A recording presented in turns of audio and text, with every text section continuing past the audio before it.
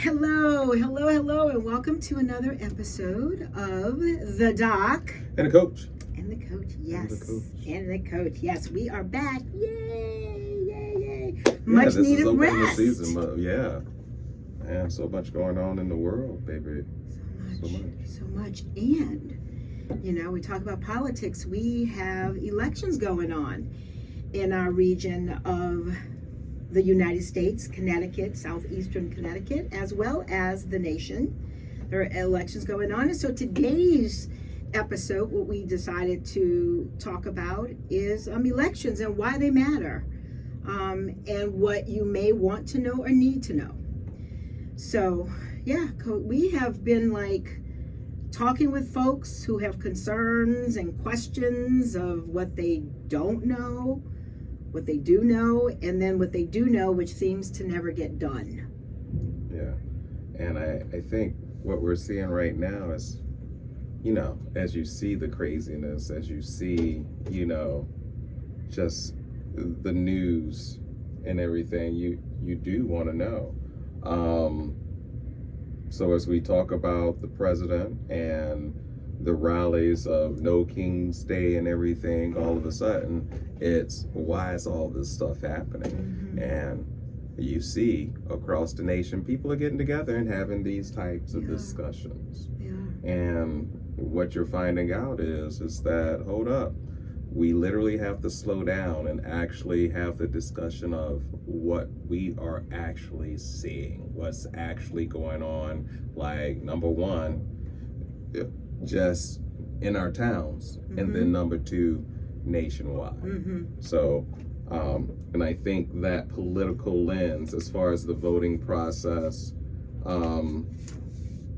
is something we need to, re-educate ourselves, and then have the conversation. Yeah. So it's about knowing, all right, well, the president looks crazy, but okay, we understand that we have 3 branches of government. Mm-hmm. So how do these things work, and why do we have 3 branches of government? Mm-hmm. So that's the other reason why the vote is so popular, because it's those 3 branches that's supposed to provide checks and balances. Yes. And, and speaking of checks and balances, before we continue the conversation, I just need to do a quick disclaimer that, the comments and the information and opinions that you do hear on the Doc of the Coach are ours alone and do not reflect the ideas or the opinions of Mitchell College. No, it doesn't. It is our information. Them. Yes, our researched information, our discussions with the community. Yeah. When we get out and about and we talk with people, and Coach, we hear people talk about, this is happening and people are not making decisions, but I've seen this as a re-enlightenment. I'm actually thinking and understanding and knowing this is what was needed. I think leading up to the last election cycle, the presidential election, even 2 cycles prior with the first Trump administration, there were many people who did not understand the way government is set up, the 3 branches of government. There were folks who didn't remember, didn't understand, didn't want to know. But now at this point, I am hearing more people. I'm hearing people within our communities talk about wanting to know more. They're being more present and visible at the debates. I had the pleasure of sitting in on one of our local debates in Norwich, and seeing a lot of people that are seeing the seats filled. It was motivating for me and invigorating, and I felt this energy of, wow, people are paying attention.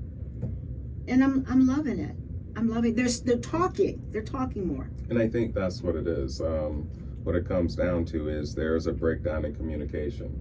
There still needs to be a relationship between whatever party's out there, Mm-hmm. whoever, Mm-hmm. whether you're Democrat, Republican, Mm-hmm. Independent, whatever party, there still has to be Mm-hmm. some communication. Yeah. And the sad thing is, I feel like what's lost is what's the gold in all this. Mm-hmm. And then it's like, it can't be your party or it can't be my party, or it can't be your ideas or my ideas, but it has to be the idea that we're trying to benefit the American people as a whole. Yeah. And that's how we have to look at and see things nationally. Yeah. And then, like, to your point of, we've got these elections coming up, and these are the elections that are regional. It's not something that's going to happen and you see the effect. I feel like you'll see the effect from these elections coming up, because it's going to shift. With everything going on, there's going to be a shift, and I think that's what you're going to have to look towards next. But in that shift, you also have to understand that, all right, somebody else is coming into the office, and then there's a change, and during the change, you have to be patient for change. Right. It takes patience, it takes determination, it takes stick-to-itness. It's not just, I have an interest and then I just drop out. And it's wonderful that you've touched on a few of these, because some of the research information that I've gone in and pulled has cited communication as one of those large pieces that's very important. As with everything, we've talked before. Our last episode, we talked about how important communication is when you are in disagreement with folks, when you're not agreeing about issues. And again, here we are in cycles of politics where people are not necessarily agreeing. And even they're not agreeing, you have to try to find some middle ground. Yeah. Because what does it come down to? It comes down to who we are as a people, who we are in our community, and that it starts with us. It starts at this grassroots level. I talk with folks, I mention this, whether it's my students, my colleagues, my friends, and say that, right now it seems that there's this top-down effect in our government where things are happening from the top branch and trickling down, where it should be the bottom up. It should be the base. It should be our community, the grassroots level, where we work out here in the communities and touch and talk with people, and then have it go up. That's why we have local elections, because that's how you build. That's how you build your information. It's how you build your government. To reflect the people and to reflect what they're saying they need in their communities. True enough, but there's no but to that. True enough. We're not sticking our butt in that one. Yeah, okay, there's no but in that. True enough. True enough. It is. True enough. And you spoke to, mentioned a couple of parties, even here within our little southeastern area of Connecticut. We have what's called the Working Families Party. So not just there's not just Democrat and Republican, Independent. You have Working Families parties. You have the Green Party that's out here.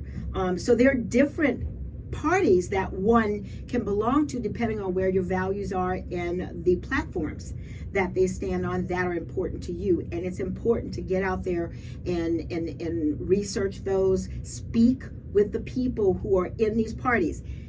Word of mouth, directly communicating with people, looking at someone, being in their energy, being in their space is very important. It's what we pick up as human beings and understand each other. So it's getting out there and learning about those factions of election parties that are out there, and how they think and what platforms they are putting forward. So needless to say, I'm kind of focused because we live in Norwich. We work around here in New London. We've got mayoral election in Norwich. They're looking for a mayor, not in New London. New London, it's more representatives and I think school board. Norwich is mayor and school board. Board of Education, yes, and City Council. Right. So we have some major significant elections that are here that make a difference in our community, and now more so that we're at a government shutdown. Well, once again, you have to understand where you are and the reasons of why. And I feel like we've got a government shutdown, but these elections are still going on because the government shut down, I don't think the towns shut down. I don't think the state shut down. I think certain because those are still independent, right? As we learn. Those are the things to look at when you start talking about things shutting down. yes, it's going to affect certain things, Mm-hmm. and we're going to see the effect of people not getting SNAP at the beginning of the month, and Yeah. that's going to happen at the end of this week. So those are the things to look at. But I also understand that as you try to understand and swim through the political landscape, Mm-hmm. the first place you have to start is just what are your interests, right? And don't just sit down by yourself. Mm-hmm. Like, get around different people and have that discussion. Mm-hmm. I'm happy that we started the poetry slam and then added the conversation party piece. Yes. Because now people can throw that question out there and it can be discussed. Yes. And I love that, just create more spaces to have those conversations. And I think that is what's needed. Got to have the conversations about what we want our community to look Mm-hmm. like. Mm-hmm. And that can't be me and you. It has to be a community. Hey, how are we going to have this thing look as we go forward? Right. And can we sit down and talk about what we know of the candidates that are placed before us? Correct. And what have we heard? What have we learned? What do you know of this person? Like, you always love to say word of mouth. Like, that's one of your things, word of mouth. And it is. Like, I will say, anybody, as we look, man, you let Kathy Osteen be on that ballot. I'll be up there stomping for her, like, hey, because she's one of those people Who's you out see there. in the She community, all over and the place. she's personable, Yes. and like she just is there, and she doesn't mind talking to you about issues. And like she knows how to set a boundary too. All right, I gotta go. Gotta go, yeah. Knows how to set that boundary. But you're correct. It's noticing who's in, what representatives are in your community. As I stated, we're from Norwich. We see Kathy Austin, and there are others. But we point out Kathy Austin because I swear to you, it's like every place you turn, you're seeing her. Anthony Nolan down here in New London. I love, like, once again, going back to the all over the place. Comments that he made just a simple post. He was like, I don't understand why people are having problems with people going out and doing the self-care projects such as getting their nails and hair done and then having SNAP. Like, these things, like, you're not spending SNAP, which is just for food, on whatever self-care you'd like to have. And again, why are we looking into people's private lives to decide? It's not for us, you know what I'm saying? People are free to do what they need to do, and hopefully they're doing it utilizing what they need to do correctly. Now let me say, I do understand the sentiment. I do. Like, hold up, I'm a taxpayer and this is what we're doing? Like, I understand, but sometimes that's just that moment, and you're not looking no deeper at you gotta have just a little, let me dig a little deeper into the situation. And then sometimes, do you really need to, you should be digging deeper into these candidates, looking for your information. Coach and I have had these ongoing conversations about our candidates, and not just locally but nationally. You often hear the problems. This party's doing this and that party's doing the other. And there's something that's said about, I need to hear solutions, because my brain gets turned off. Research says, and I always use, research says, when you start throwing and throwing mud and this, that, and the other, it tends to turn people off. They shut down. And sometimes when people shut down, they don't want to get involved. And when you shut down and you back away from it, how can you be informed? So it is important to dig a little deeper. We have conversations. You talk with people in your community. But it is important for you to go out there and find that information that you can read as well. I pulled up and looked at, our state has its own platform where you can go on and you can find information on the candidates that are in your town, who are running in your town. and the seats that they're attempting to hold. You can go to the state's their election board, and find that information. All of our towns are listed, but you have to dig a little deeper. You have to make your own decisions. You need to be able to take information, pull that information together from different sources, and then invest yourself in making an educated decision. Just don't hear someone, take that, and then run with it and figure, oh, okay, well, I just heard this one or two people, and I have all the information I need. You need to dig a little deeper, because you don't know until you dig deeper to find out where people have been, what they've been doing in the community, and why they're truly running for the office that they say they're running for. Very important. Yeah. So literally when she says offices, I feel like you have to look at, hey, what's going to affect me? And those things that are going to affect you are those things that are happening in your town. It's the school board. It's the council. The council, right? The city council, yes. City council, the mayor's race, that affects you right here, right now. So that's the first lens you always want to look at, right? But then we also have some things that's happening on the state level, which affects things on the federal level. Right. So now that's why these elections are ever so important, because when you look at the legislative branch, that's where the power shifts during these times. So we look at the parties, we look at what the parties are doing, and then we see who's up for election, and it goes state to state.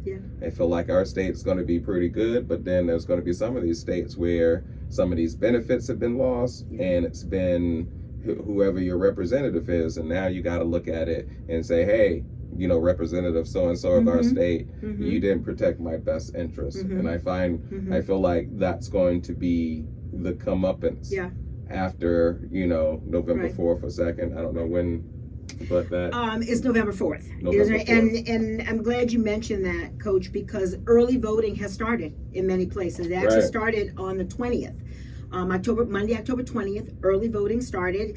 You can go again to your town hall, your city hall in your town, your city, and check to see if they even have early voting, because all places do not have it, but most do. You can check and see when they're open. You can go in and do your early voting if you're not doing mail-in ballots. Some places do it, some places don't. You have to qualify for that. You have to check within your town to see if you do qualify for that. But early voting has started, so if you're trying to beat the rush, so to speak, you can get out there and you can go do your early voting. I did want to say, you touched on something. I looked at some of the questions that were polled when people are out and they're wondering about the candidates and who the candidate is and what they stand for. One of the questions is, what can you do to make sure that the candidate keeps their promises when they are elected? One of those things. You look at the platform, and again, what do? You stay active within your community. You can go to those town meetings. You can have a voice, because they do have open public forums where you can speak. I just recently went to a zoning and planning board meeting where I was able to sit in and listen to how that runs. And then there's a space where they open it up to have people come up and speak or talk to what concerns they may have within that department. So there are definite ways that you can get involved in your town, depending on what your interest is, and what affects your family. What is affecting your family? Once again, I'm going to say this. It goes to you being educated, and it goes to you knowing what it's all about. And it's a time process. So there's always a time crunch involved when you see what the craziness that's going on. Right. But just take a breath. Inhale.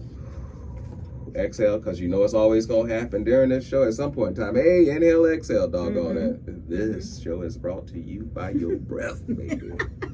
I have to tell you, take that breath, because once again, it comes as a process of time when you look at things and you vote. Once again, hey, I voted this person in. Now, Mhm. you know, person's got to get in the office, person's got to get familiar with things. Mhm. So some of these processes, it's not an overnight process. No, it's not. And I feel like you got to look and see, hey, look, how long is the process, coach? And hopefully you stay involved, you stay on top that right of there, it. staying involved. You can right always, there. keep those calls. And Yes, look, it's easier to stay involved and on Yes. top of it in a group Yes. of people than by Yes. yourself. it is. It is. It is. That collective voice, so to speak, being there, absolutely.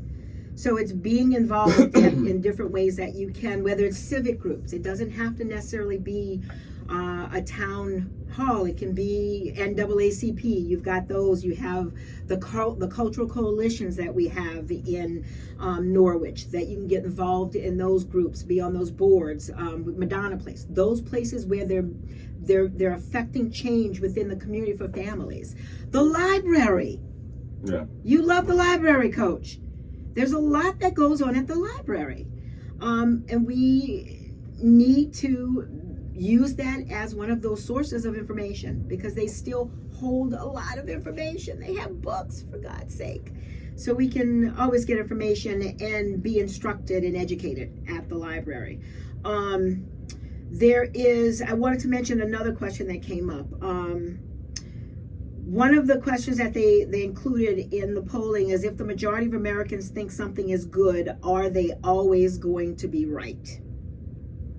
That's one of those questions that people say, they're wondering, oh, because this one sees this particular. That is just a matter of perspective question. Mm-hmm. And I think this time, you can look at Donald Trump. Mm-hmm. That was the majority of Americans. Mm-hmm. Now, Mm-hmm. we're in 10 months, Mm-hmm. and do we feel like that was a right choice? Mm.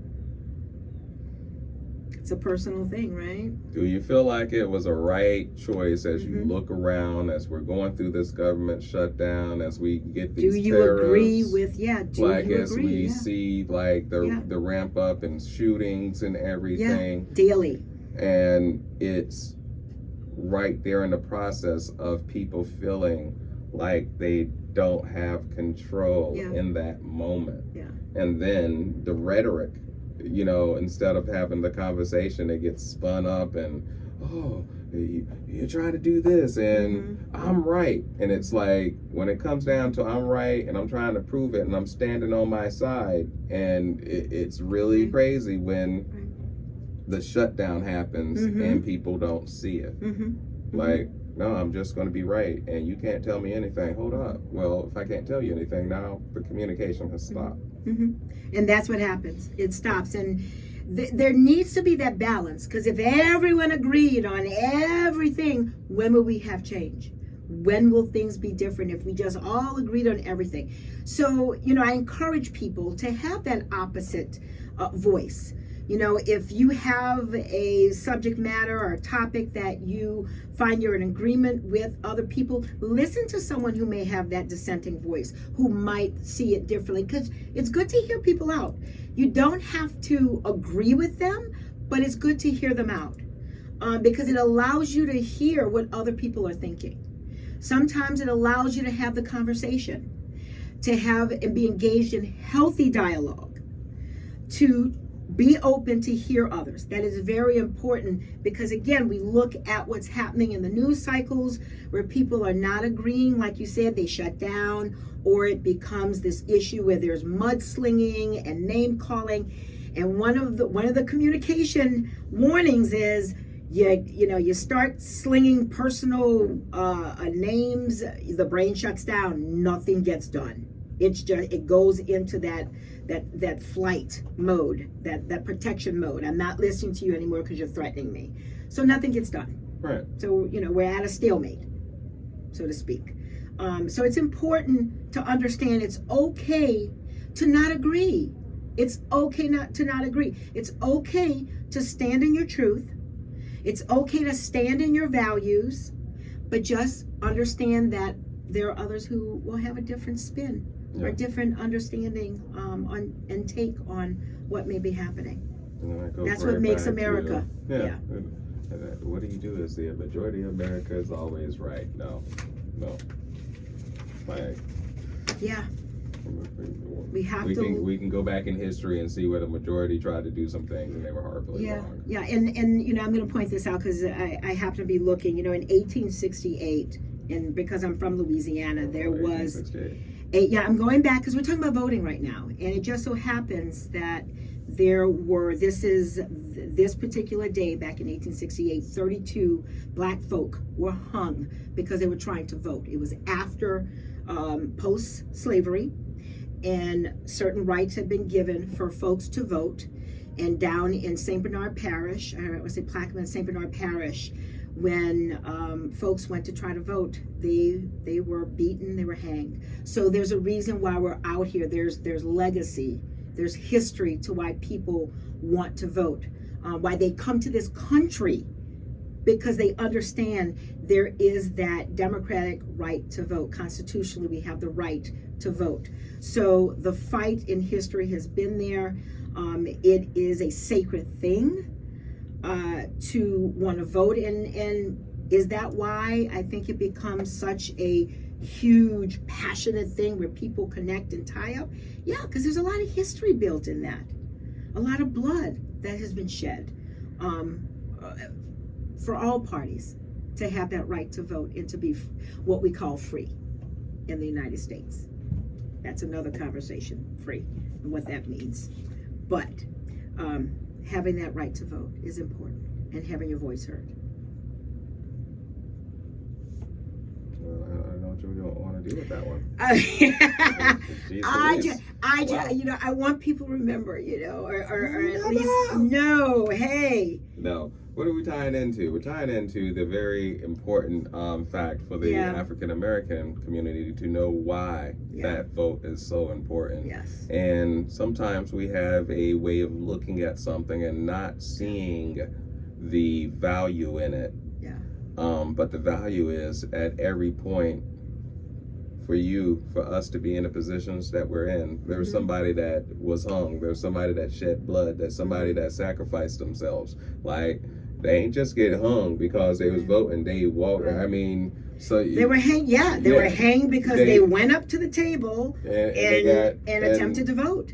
And that's it. So it's, you know, when it's your turn, like, are you going to assert your rights? And I feel like that's part of what we're seeing. I think that's a little bit of the fear with ICE and other things going on. Like, it's serious. Yeah, it's very, very serious. But once again, if we don't talk about the sacrifice that's made and where the sacrifices were made, and know that it wasn't just there, there's different places. There's so many stories that haven't been told, that we outline the ones that we do know to let you know, no, there's many more stories that haven't been told. Correct.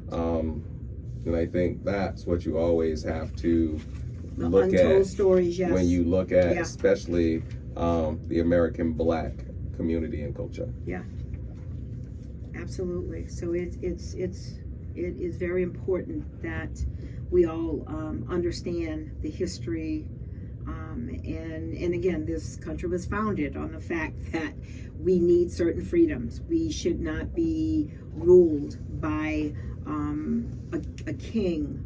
People fought, established a constitution, Declaration of Independence for that, and then later on, those rights that were extended after post-slavery to black males, because again, women were not able to vote, but black males after slavery was abolished, and then eventually suffragette movement, women suffragette, that suffragette meaning to vote. Women were granted the right to vote, and then 64, when we finally got the Voting Rights Act, and then it declared that everyone has the right, regardless of if you're melanated, non-melanated, or what have you, there's that right within the United States and our Constitution to say that you need to have your voice heard. That is what an election is about. What are you saying you need in your community? What is vital? But to your point, it goes right back to the question, hey, look, and you've said this, hey, I did my part, I voted, but my person didn't win. So now, what are you finding yourself doing in the interim? Absolutely. And I think that right there is the thing, because if your candidate didn't win and you don't like the person that's in office right now, what do you do in the interim? So in the interim, right, we try to control what's around us, which is this election that's coming up next week. And you can vote right now most places. Like voting has started. So it's like putting eyes on that.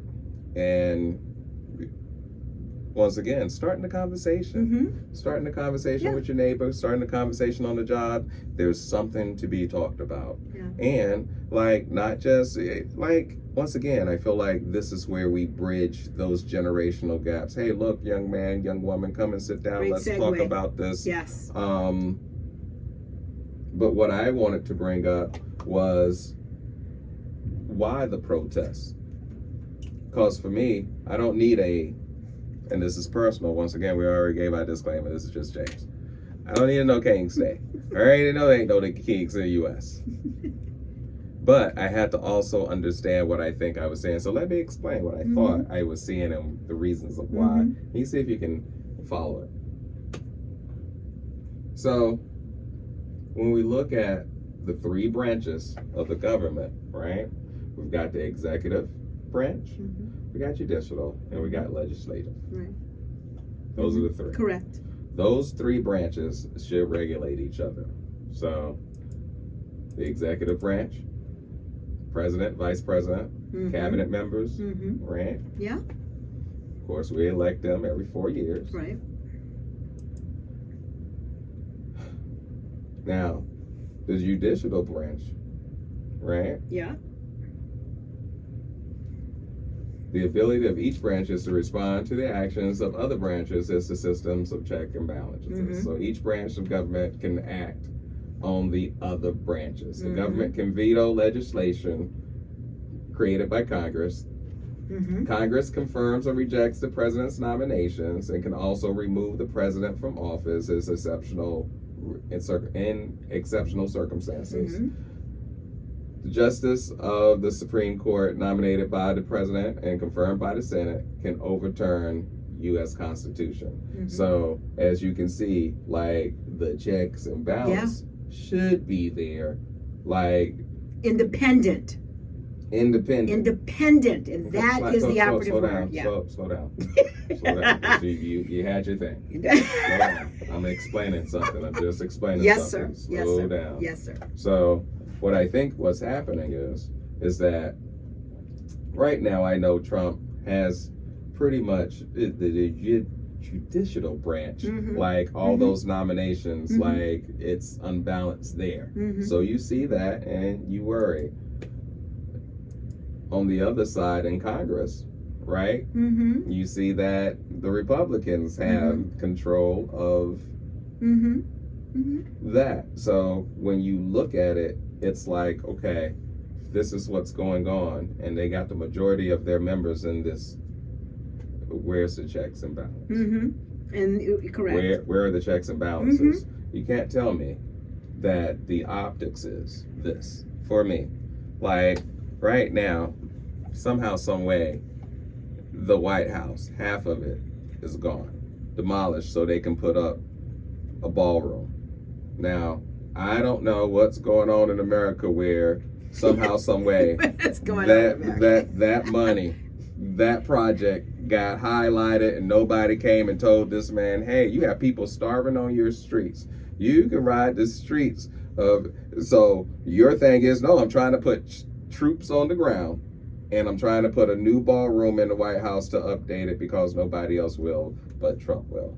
I feel like that's my thing. Like, how can I sit here and have to worry about benefits as a normal everyday American citizen, but you get to put in a new wing of the White House in this golden ballroom? Priorities. And you mean to tell me the budget for that ballroom can't be used within a 28? Look, that's probably generous. Look, within a 10 within a 5-mile radius of the White House, you mean to tell me that budget couldn't be used Absolutely, better somewhere but else? that's not his priority. His priority is exactly what's happening, and that's what he's No, but it's You know? his priority. Like, he's voted, but what you would look for is checks and balances. Like, you shouldn't be able to just boom do some of these things, but it's not there. Right, So right. that's what I don't understand. For me, that's what I don't understand. Some of these things I feel like, hey, we slow down. All of a sudden, man, that demolition is still going on during the government shutdown. And not just at our governmental levels. There's the town level. There are certificates that one is supposed to get before you can start demolishing. You have to present a plan. None of that happened. None of that was presented. So again, to your point, there are things that should happen, but like you've one gone a bridge too far, because I don't know who, and this is just me, like, that's not a good argument, because it's the White House once again, so it's going to be top secret. Like, you're only going to know so much. And that's the other part of it. Think about it. Just think about it. So you're going to have the whole plans to the White House just out there in the public. But you purview. you have to, because there are OSHA standards that still have to be met. Think about what you're saying. I know what I'm saying. I've already gone through this. No, who is OSHA?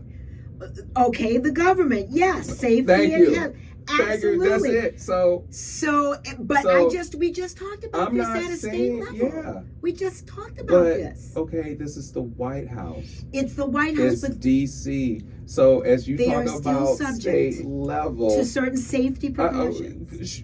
Sure, if you think that's going to happen, like in your rainbow world of candy and gumdrops, who can make the sun shine? And they're still subject. I got you. Like, if you feel like that's what's going on, That's what you but think. Okay. I'm saying, Okay, good please, girl. Good please just look at how Yeah. things have I been know. operating. Right. And and you're Carte normal. blanche is- And I'm just can you saying, call that carte I blanche? don't know. Once again, I don't know. And that's what I'm going to say. But I'm not going to come out and say, oh, there should be these standards that they're following. Nobody knows. Well, you're the normal, everyday citizen. You should know. I saw it. I know it happened. You should know. I'm sorry. Like, there's just some things that just... That's the people's house. Sure. That's the people's house. Who can make the sun? Man, I got you. It's Okay, turning man. into Walkerville, though. So Okay, hey, baby. we gonna keep you. that theme, right? Because it's slowly you. turning into Willy Walkerville. Gotcha. But to your point, yes, you're correct. You know, you have to wonder what's happening when those checks and balances that the forefathers did put in place, the reasons for those governments, don't seem to be happening. It's observations. It's when you understand, going back to, I think, the outset in our intro into this, when we talked about understanding government and this re-enlightenment that's occurring, because now people are asking those questions, saying, when you say, wait a minute, how do you get to knock down a whole east wing and just you're doing it and no one's, where's it coming from? People are figuring that out, and they're asking questions now. How can that happen? Yeah. Why is that okay that that's happening? And they're getting those answers. Well, there are certain steps that need to be taken and measures that need to be met that have not been. There aren't those stopgaps that are supposed to be put in place. They're not there. They don't seem to be there. So, you know, and that's why we stay involved. That is why you get involved with your government. That is why you have a voice. That is why you ask questions of the candidates who are running, even at your town level. Because again, if you look at a microcosm of where you are compared to the macro at the federal level, and we're down here at the city level, what keeps the mayor? Who keeps the mayor in check? City council, right? They're there watching what the mayor does. They discuss it. They can either approve and say, hey, we're not okay with this. So there are those micro levels that build to the micro level that you can to the macro level, where you can look and understand how our systems of government, these beautiful pieces of government that were put in place by Alexander Hamilton to help run the country. Hamilton. Yeah, you know. All seriousness. It is a beautiful thing when you look at the structure and how it was designed for our systems of government. And you know how they're not necessarily being followed right now. So, yeah, it should give people reason to start asking questions and get involved so that they understand more. And the purposes of elections. This is why we have elections. So I think we touched on sources of information. We talked about going to your city hall, starting from the grassroots level, looking into your town halls and your city halls to understand how your government works, and then building from there the candidates who come forward to help run your town, whether you have a mayor or whether you have a city manager, which in Connecticut are interchangeable. Some places have city managers and mayors, some places just have city managers, some just have mayors. But it's there for you to be able to come forward, ask questions about what affects you in your town, what matters, and then what leads up to that state level. I did touch on making sure that you're getting information for yourself, making sure you're asking questions. You're not just taking information in from one or two sources and then, you know, using that as Bible and saying, okay, I'm going to go with this without looking deeper, as Coach said. Diving a little deeper. It's okay to dive a little deeper and get more information. You're only helping to inform yourself. And I want to say, you alluded to this earlier because you talked about young people. One of those questions was, how do young people get involved?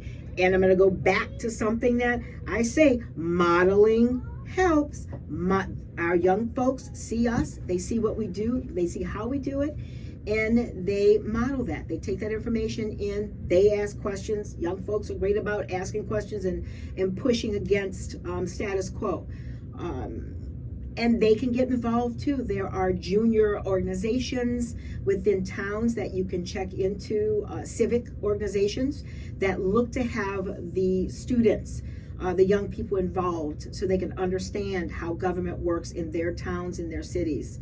And then building from there. That's how we get our future presidents. They get involved, they get excited, they see the models of people who are out there who look like them, from their areas where they live, people within their neighborhoods, and it inspires them to get involved. And like on a personal level, what can you do? Like, that's the one thing that I feel like, hey, what can I do? How can I get involved? And we keep on saying communication. But it's you taking action after the communication. Like, we're going to have the communication, but I guarantee you tomorrow we planned on going to do early voting. So we do our walk, and then 8 o'clock or a little bit after 8, when the polls open, we go and early vote. That was something, as far as us being a community, saying, hey, let's get together. And it's as simple as inviting people to come along. So it's an event now. Hey, look, we're going to have coffee and then we're going to go vote. And I think that's something that everybody can do. Like, I don't know if the chances I did, hey, you know, you take the kids along with you to go voting. Right? Take them through so they can see the process. I think see the process, because now that it's more open and they're just the little tables that they have now. They used to have the closed in, you know, where they had the curtain, they would close around you.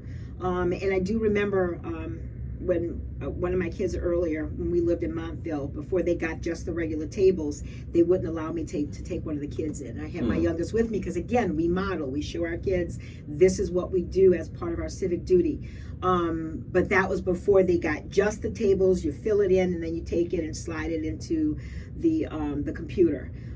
Take your kids with you. Let them see how the process works. Let them see people standing in line and that excitement that gets built when you're going to cast your voice.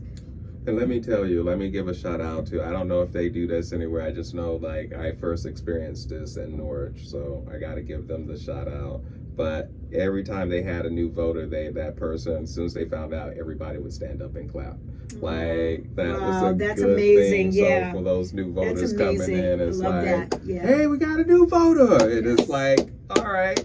And I feel like, once again, it's us as a community, us as parents, talking to that young man, that young woman, and saying, hey, you got a civic responsibility, and now let's talk about how it affects us in this community, so you know, so you know the reasons of why you are voting.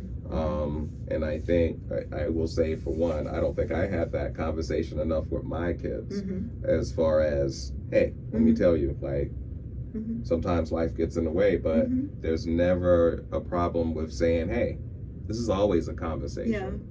Yeah. And if you don't if you can't talk, this is a great conversation to have. Hey, who are you voting for? Like, sometimes people say, you know, to avoid politics, because it's that it can be a very volatile thing. But I think when you're sitting down and you're just talking about your interest as a person, and you're trying to match up with, you know, the candidate, it becomes an interesting process, because you're going to find that not every one candidate has everything you need. Might be a whole lot in column A, and then somebody got that one thing that you really want to do in C, and now, man, you got to make that choice. I really want to see this thing in C, but hey, this man right here got A, B, and D. But C over here if I vote. So becomes that process of, what are you going to do, and how does it look? And sometimes sitting there and talking to somebody, not being in the echo chamber of your mind, and having somebody to bounce off that idea of what you're thinking about, is a great idea. And I did want to touch on, Coach, because when I was talking about people checking their towns, Connecticut does offer same-day voting registration. Definitely check with your town halls, but you can go if you have the proper identification. When you go in, you can do early registering, or when you go there that day with the information, you can register. But please check with your town halls and your city halls to make sure that your particular town does that, because I don't think all of the towns in Connecticut may do it, but most do. So that's very important to know. You don't have to not go and vote because you think, oh, it's the same day and I just can't go out. Because you can't. Connecticut does allow that. So yeah, and back to your point, it's important for the kids to see. They need to see us and the process carried out, so that they can feel comfortable about what they do as well. So let's see. Go ahead. No, sorry. I thought you were going to say something. So what about this one? What happens when people do not vote? Nothing. What happens? Because that's also been like one of those conversations, like, oh, I went out and I voted, but there are people who sat home and didn't vote. So what happens? Nothing. Maybe that's a question you have to ask the people who didn't vote, right?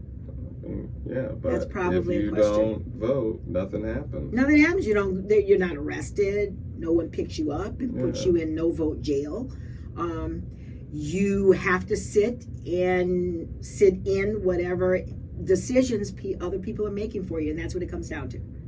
You don't vote. You don't register your voice, and even, as Coach said, I voted. I did my part, as did 92% of Black women, and I voted. My candidate did not win. The candidate that I didn't choose did. So what do? I get involved. I stay involved in my government to make change at the grassroots level. That's what's important. Not saying, oh, you know what, I'm washing my hands, I'm just not going to do anything. No, you have to stay involved, because government, it continues. Progress needs to continue, and we all have to get out there and still be a part of the process and part of our communities to make things better, regardless of who may be in office. So that's very important for everyone and I think you started off with, like, because of the situations that's going on out there, there are a lot of people that are banding together. There are communities coming back together, people that are choosing to sit down. Once again, I'm a plug November 21st and 48 Franklin Street in Norwich for the conversation party and poetry night, because once again it's a point in time where we can sit and have a conversation. It's a safe space, and I'm looking forward to opening up more spaces to have those conversations, because we're doing this podcast before the elections, but those conversations are going to happen after the elections. And now it's like, hey, look, we got the elections, we know who's going to take office, we kind of know how the landscape is going to look going ahead. Now, what do we do? Right? Hey, how are you doing in the last 2 weeks? Hopefully by the time we get to November 21st, things have changed in the government and things have opened up and people are doing okay. But once again, hey, how are you doing? Because checking in with the community provides you a way to kind of check in. Who used to do that? Oh my gosh, that triggered something. There was a politician who used to, oh God, I knew it was. How am I doing? That was the New York mayor, not the Trump or the one before. Oh God, it'll come back. I'm so sorry. But that would be part of his catch line. How am I doing? Oh God, it'll come back. I used to love him. I can't remember his name. But I used to love that because he would ask his New Yorkers, how am I doing? And they would let him know. I loved it. My New Yorkers would let him know.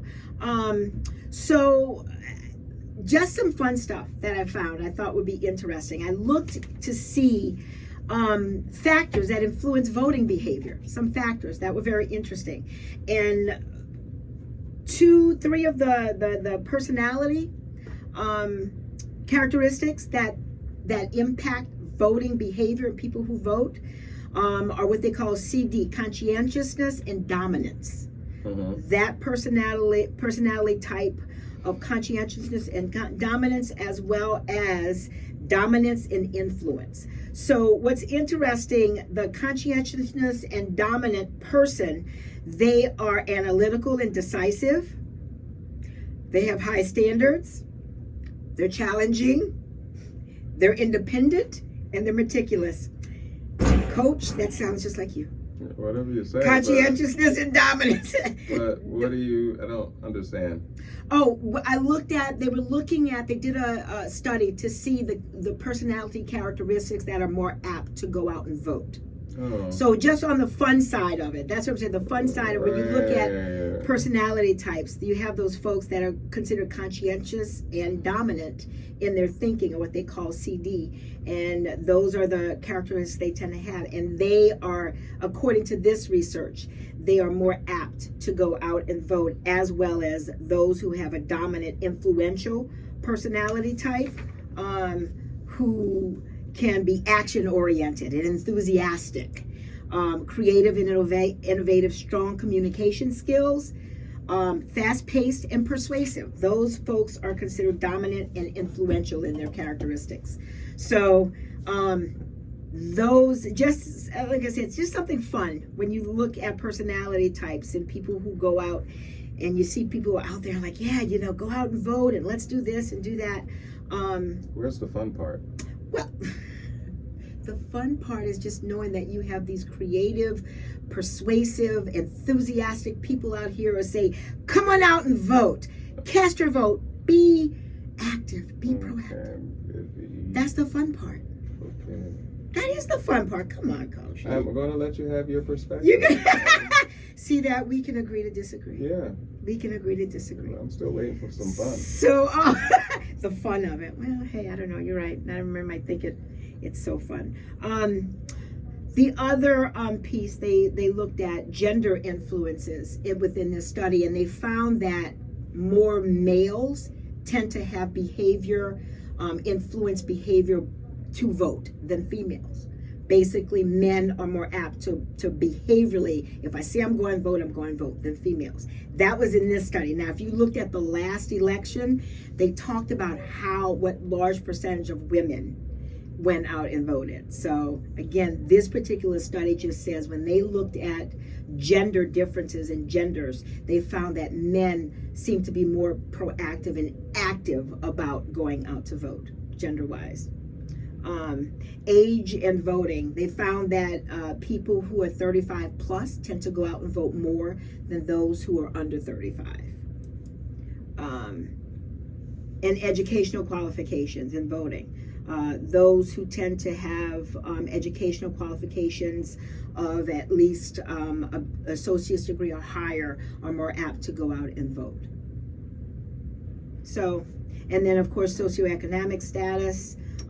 They said there is no association between socioeconomic status and people's motivation to go vote. So there was no large influence in that. They found that across the board, no matter what your socioeconomic status is, that you get out there and you vote.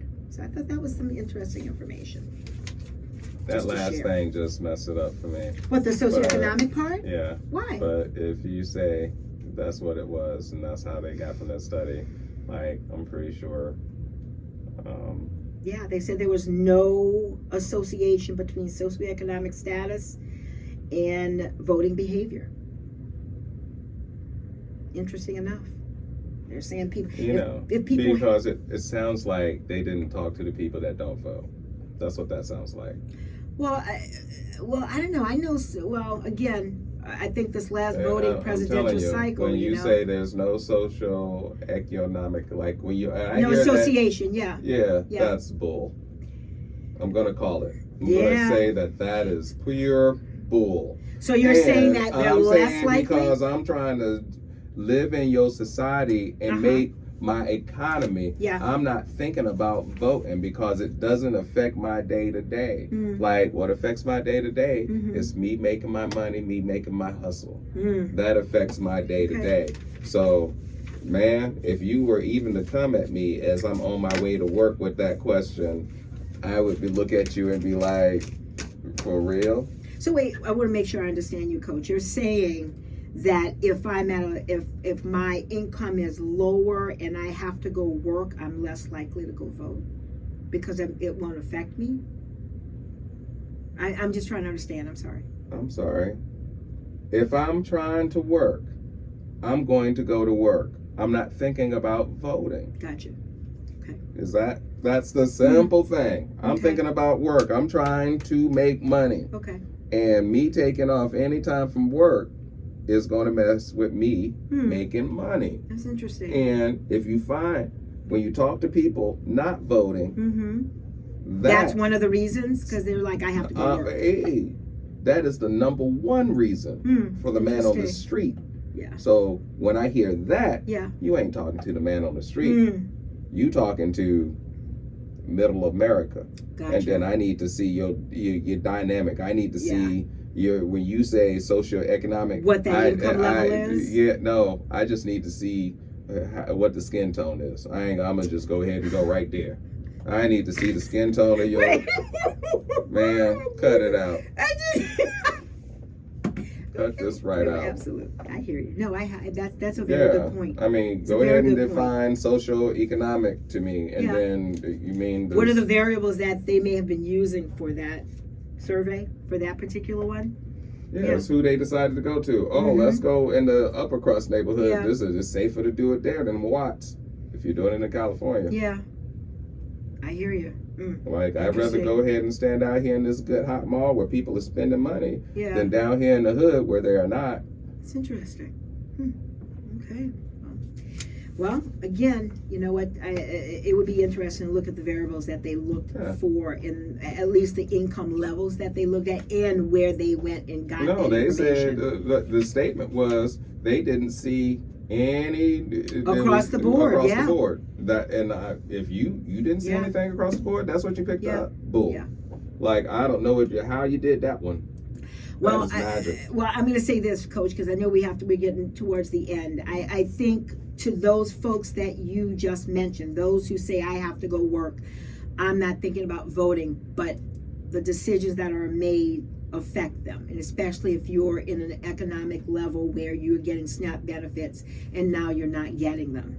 So I think it becomes, how do we make sure that the population, that particular population, gets the information they need to understand how decisions are made for them and not with them.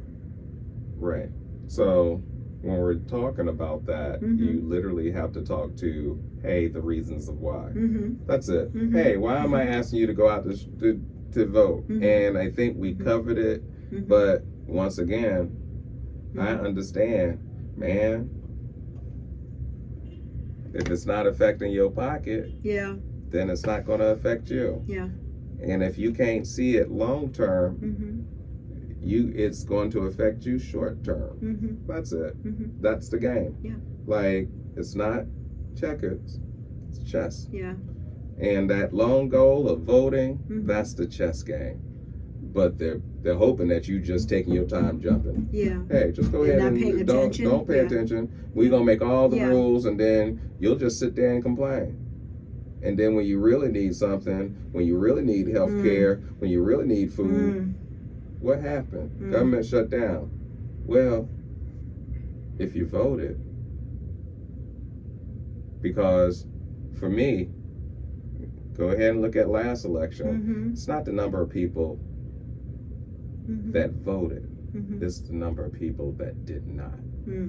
Right. And if you look at the number of people Yeah. that really need help in this country, Mhm. and you're telling me that they did not vote, Yeah. that's just on them. Yeah. Meanwhile, the only thing we can do is say, hey, we invite you out November 21st, Yes. 48 Franklin Street down in Norwich, to have That's a right. conversation. That's